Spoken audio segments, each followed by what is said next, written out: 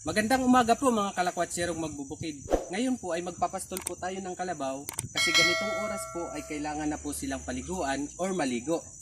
Dahil ngayon po ay nag-uumpisa na po yung summer, so kailangan po natin sila ilagay sa malapit sa may tubigan at saka at the same time po sa may mga damo-damo para kung gusto nilang lumublob sa tubigan, pwede silang maligo.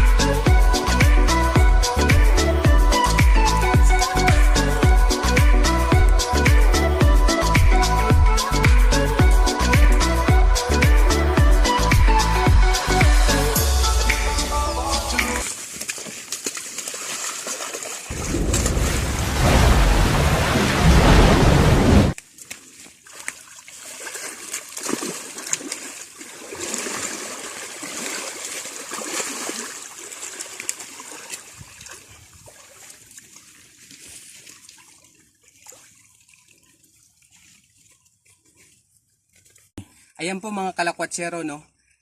Tuwang-tuwa po siya sa kanyang paliguan kasi nalamigan na po siya. 'Yun.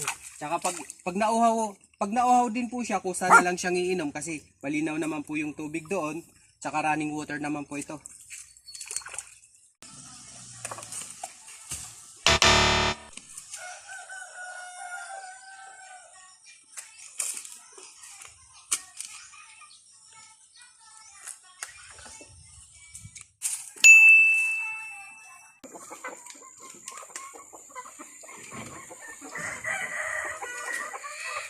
Ayan po mga kalakwatsero, pumitas po ako ng hinog na papaya kasi ganitong oras pamimerindahin naman natin yung ating mga alagang manok. So ayan hindi na natin hinati kasi malambot naman to, kusa na lang nila to mahati or makakain. So ayan. Mga kalakwatsero, baguhan lang po ako dito sa YouTube. Sa mga hindi pa po nag-subscribe, baka naman pa-subscribe kay Lakwatsyerong Magbubukid. At saka wag nyo rin kalimutan pakikalimbang ng kampana ng Berbanya para updated pa po kayo sa mga susunod kong bukid vlog. At saka maraming salamat nga pala.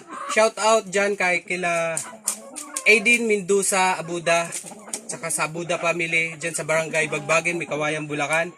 Tsaka kay paring RG Villaraso, ayan, tsaka kay Bismarck Agusto. At saka sa pinsan ko, kay Ate Rowena Rosaldo Picanya dyan sa Antipolo, Rizal. Maraming salamat po sa inyo.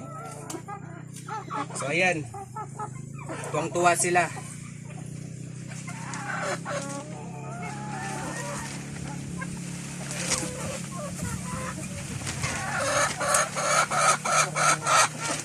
Maya-maya lang po, itong mga black astrolop ay mangingitlog na po to dito sa pugad nila. So, mas mainam yung busog sila kasi yun, sabi nila.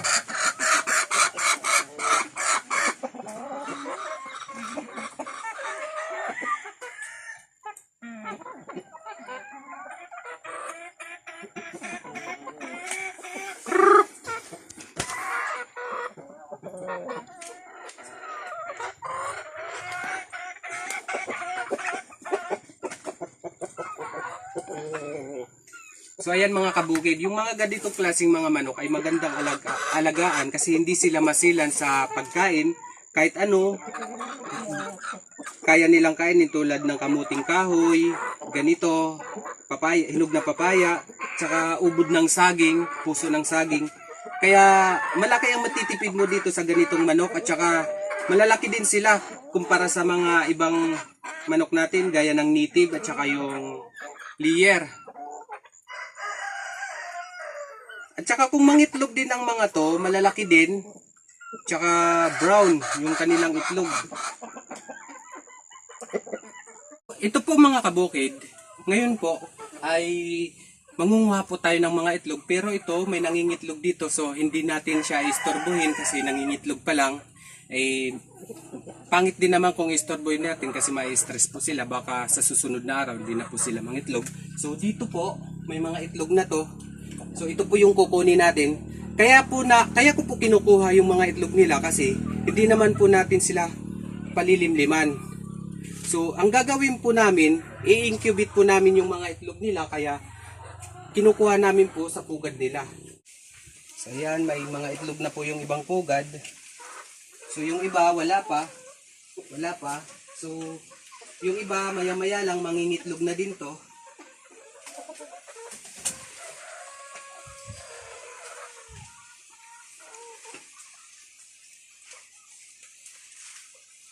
So ayan, 6 po yung nakuha nating itlog. So ito po mga kabukid yung kulay ng itlog ng heritage chicken natin or black astrolop. Kasi halo-halo po sila, may black astrolop at saka mayroon din tayong inahin na Rhode Island Red.